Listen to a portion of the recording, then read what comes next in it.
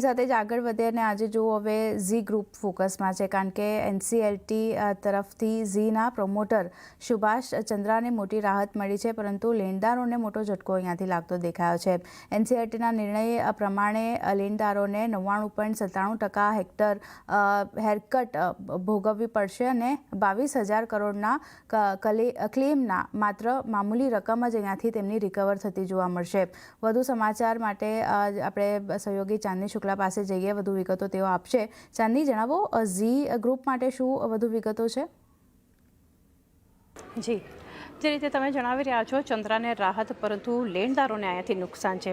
તો મેઇન જે સમાચાર છે સૌથી પહેલાં તો એ સમજીએ તો એનસીએલટીએ સુભાષ ચંદ્રાના રીપેમેન્ટ પ્લાનને અહીંયાથી મંજૂરી આપી છે અને 22,006 કરોડથી વધુનો જે ક્લેમ હતો એની સામે માત્ર હવે એમને 6.5 કરોડ જે છે એ ચૂકવશે.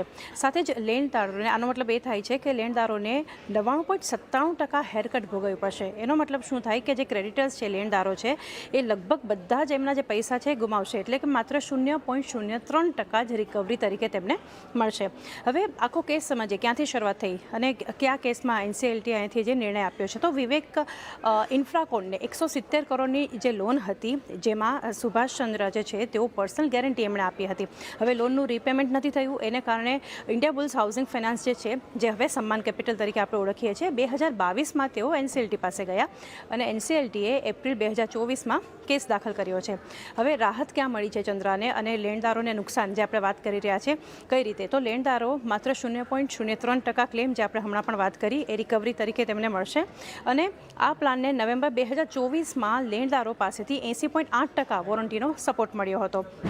હવે પરંતુ જે લેણદારો છે, એટલે ક્રેડિટર્સ છે, એ ઓબ્જેક્ટ કરી રહ્યા છે. કોણ વિરોધ કરી રહ્યા છે આનો? જેને કર્યો હતો વિરોધ, LIC હાઉસિંગ છે, HDFC bank, axis bank, Canara bank, ત્યારબાદ IDBI ટ્રસ્ટીશિપ છે, RBL બેંક, યુનિયન બેંક, એટલે 20%થી ઓછો મતદાન હિસ્સો જે છે આ ધરાવતા હતા, એટલે એમના દ્વારા વિરોધ હતો. અને એમની દલીલ શું હતી, વિરોધ શા માટે હતો? તો 5 કંપનીમાં 61.78% વોટિંગ શેર સુભાષચંદ્ર સાથે સંકળાયેલો છે, પરંતુ એનસીએલટીએ આ આરોપ જે છે, આક્ષેપ છે, એમણે ફગાવ્યા હતા અને જે બાદ એનસીએલટીએ પ્લાનને મંજૂરી પણ આપી છે. લેણદારોનો જે વિરોધ છે, અહીંથી લેણદારોએ એમ પણ સવાલ કર્યો કે ચંદ્રાની નેટવર્થ કેમ ઘટી છે. 2017માં જે ચંદ્રાની સર્ટિફાઈડ નેટવર્થ હતી 45,888 કરોડ હતી, હાલ 31.8 કરોડ જે છે બનતી જોઈ રહ્યા છે. એટલે એનસીએલટી એવું પણ માની રહ્યા છે કે નેટવર્થના જે જૂના આંકડા છે એનાથી અસેટનું સ્થળાંતર પુરવાર થતું નથી, એટલે એ પણ એક પક્ષમાં આવતું જોઈ રહ્યા છે. તો અહીંયા ખાસ કરીને સત્તાવાર ઓર્ડર માટે મામલો ફરી એનસીએલટીને એક ઓરિજિનલ બેન્ચ પાસે જશે, ફરી મૂલ્યાંકન થશે અને લેણદારો માટે ઝટકા સમાન એક નિર્ણય ગણી શકાય. 99.97% હેરકટ, એટલે લેણદારોને ક્લેમની રકમમાંથી કંઈ જ લગભગ મળતું નથી. આ એક સમાચાર છે જે ચંદ્રા માટે ખાસ અહીંયાથી એક રાહત આવતી આપણે જોઈ રહ્યા છીએ. જી, આભાર ચાંદની આપનો સમગ્ર